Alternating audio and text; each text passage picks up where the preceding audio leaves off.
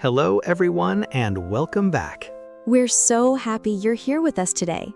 We have a wonderful story for you. It's emotional, mysterious, and full of surprises, And just like always, this is part 1. which means you'll have to wait for part 2. Today's story is called The Forgotten Letter. Let's begin. Emma was 32 years old. She lived alone in a small apartment in Chicago. Every morning, she woke up at 6:30, made a cup of coffee, and sat by the window for 10 quiet minutes. She liked routines. Routines made her feel safe. Emma worked as a graphic designer for a marketing company. Her job was creative, but her life had become predictable. She took the same train every day, ate lunch at the same cafe, and walked the same streets every evening. There was nothing wrong with her life. But sometimes, late at night, she felt something was missing. A piece of her past, perhaps. Or maybe a part of herself. One rainy Tuesday afternoon, Emma returned home from work feeling exhausted. The weather was terrible. Her shoes were wet, and her umbrella had broken on the way home. She opened her mailbox, expecting the usual bills and advertisements. But among the envelopes, there was one unusual letter. It was old, very old. The envelope was yellow and slightly torn. Her name was written in elegant handwriting, Emma Collins. She stared at it. There was no return address, no stamp, no indication of where it had come from. It was as if someone had placed it there by hand. Emma carried it upstairs, her curiosity growing with each step. Inside her apartment, she sat at the kitchen table and carefully opened the envelope. Her hands trembled. Inside was a single sheet of paper. The handwriting matched the envelope. She began to read. Dear Emma, if you are reading this, then I have finally found the courage to send it. There is something you deserve to know. 20 years ago, I made a decision that changed both of our lives forever. I have regretted it every single day. If you are willing to hear the truth, come to Riverside Cafe this Saturday at 3 p.m.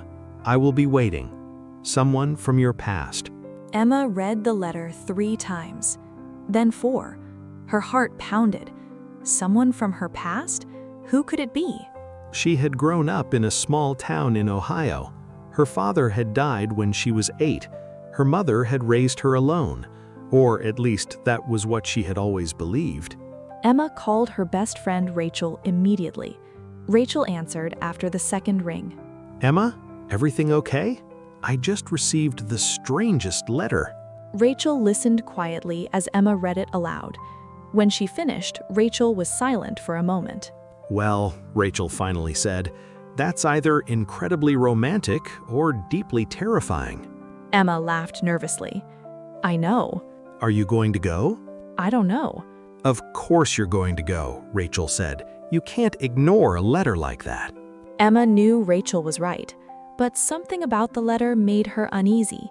It felt personal, important, almost dangerous. For the rest of the week, Emma couldn't stop thinking about it. At work, she made mistakes. At night, she barely slept. Who had written it?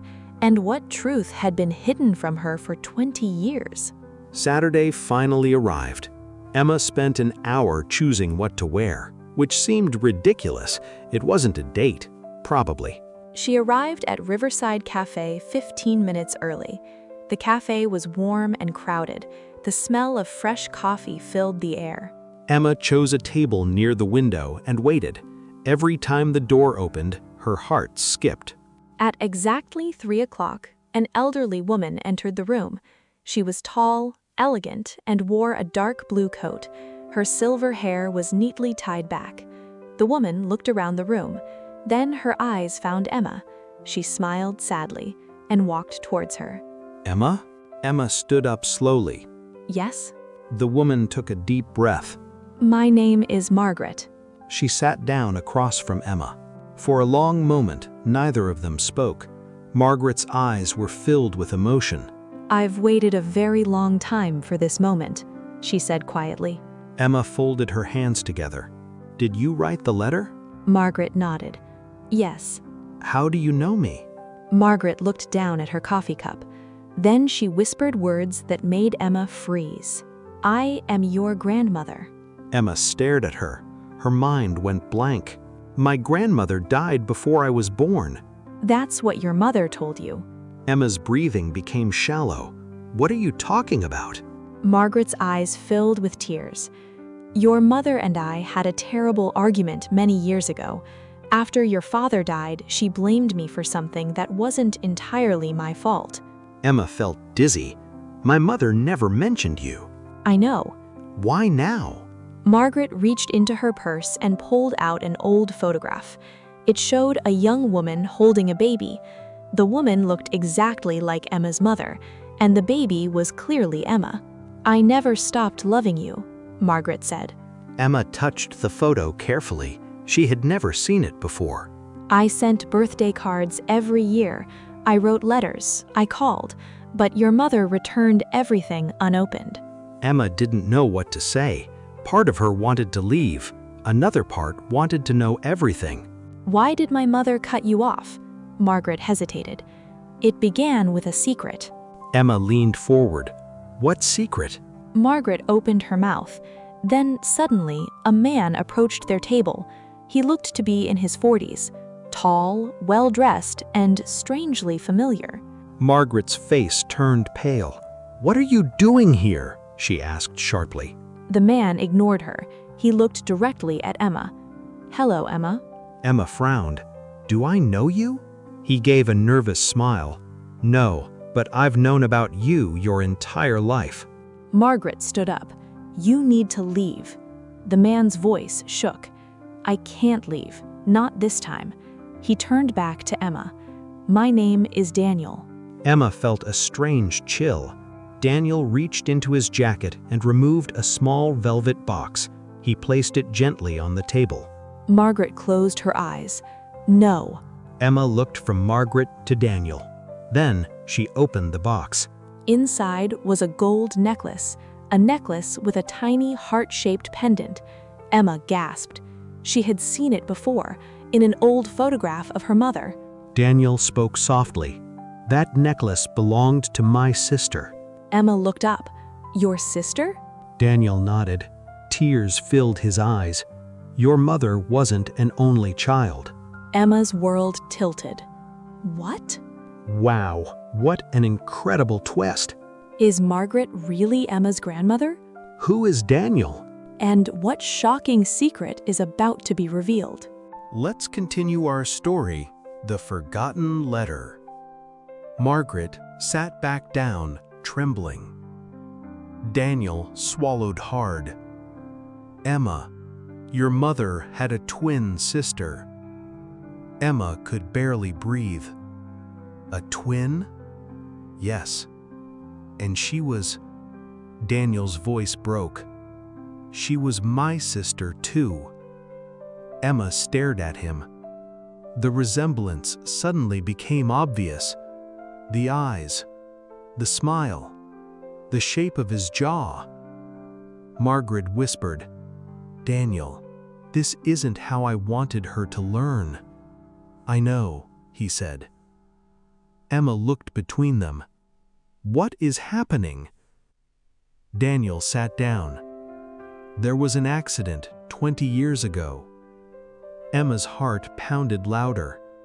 What kind of accident? Daniel looked at Margaret. Margaret nodded slowly. Then Daniel turned back to Emma. The woman who raised you. He paused. His face was pale. His hands shook. May not be your biological mother. Emma felt as if the room had disappeared. The sounds of the cafe faded. Everything became distant, impossible, unreal. What did you say? Margaret reached for Emma's hand, but Emma pulled away. No! Daniel leaned urgently. We have proof. Emma stood up so quickly that her chair nearly fell over. No, you're lying. Several people turned to look. Emma didn't care. This has to be some kind of mistake. Margaret's tears were flowing freely now. I wish it were. Emma grabbed her coat. I need air. She rushed outside into the cold afternoon. Rain had begun to fall. She stood on the sidewalk, breathing hard. Behind her, the cafe door opened. Daniel stepped outside. He kept a respectful distance. Emma. She didn't turn around. Please leave me alone.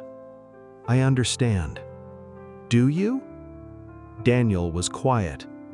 After a moment, he said, Your mother loved you very much. Emma turned sharply. Which mother? Daniel had no answer. He handed her a sealed envelope. Inside are documents, photos, the truth. Emma stared at it. I can't. You don't have to open it now. He stepped back. But when you're ready, call me. He handed her a business card. Then he walked away.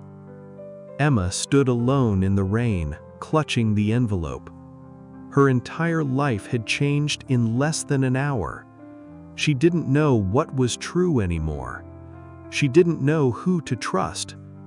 But one thing was certain. The answers she had always searched for were finally within reach, and they were far more shocking than she had ever imagined. What an amazing ending! But wait, now it's time for vocabulary and learning new words. Let's learn 10 useful English words from today's story. Number 1, routine. Routine means something you do regularly. Spelling R-O-U-T-I-N-E. Example, my morning routine always starts with a cup of tea. Number 2, tremble. Tremble means to shake slightly because of fear or excitement. Spelling T-R-E-M-B-L-E. Example, her hands trembled when she opened the letter. Number 3, curious. Curious means wanting to know more. Spelling C-U-R-I-O-U-S. Example, I was curious about the strange noise. Number 4, elegant. Elegant means graceful and stylish. Spelling E-L-E-G-A-N-T. Example, she wore an elegant blue dress. Number 5, regret. Regret means to feel sorry about something. Spelling R-E-G-R-E-A-T. Example, he regretted not calling his friend. Number 6, resemblance. Resemblance means a strong similarity. Spelling R-E-S-E-M-B-L-A-N-C-E. Example, there's a strong resemblance between the two sisters. Number 7, biological. Biological means related by blood. Spelling B-I-O-L-O-G-I-C-A-L. Example, she finally met her biological father. Number 8, clutch. Clutch means to hold something tightly. Spelling C-L-U-T-C-H. Example, he clutched the ticket in his hand. Number 9, impossible. Impossible means something cannot happen. Spelling impossible. I-M-P-O-S-S-I-B-L-E. Example, it seemed impossible at first. Number 10, proof. Proof means evidence that something is true. Spelling P-R-O-O-F. We hope you enjoyed today's story and vocabulary lesson. If you did, please like, subscribe, and turn on notifications. See you in the next episode. Bye!